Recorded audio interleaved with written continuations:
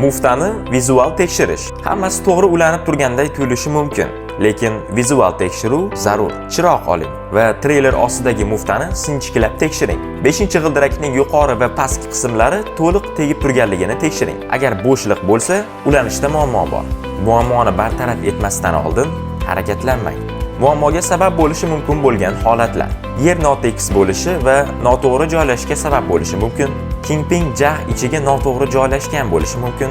Kingpin jag ichida emas, balki uning ustida turib qolgan bo'lishi mumkin. Bu muammolar quyidagilarga olib kelishi mumkin: treylerning uzilib ketishi, baxtsiz hodisalar, jarohatlar va qimmat ta'mirlash ishlari. 5-g'ildirakni qulfini tekshirish. 5-g'ildirak ichiga qarab, quyidagilarni tekshiring. Jag to'liq yopilgan va kingpin shank qismini mahkam ushlagan bo'lishi kerak. Chiqarish dastagi o'z joyida qulf bilan mustahkamlangan bo'lishi kerak.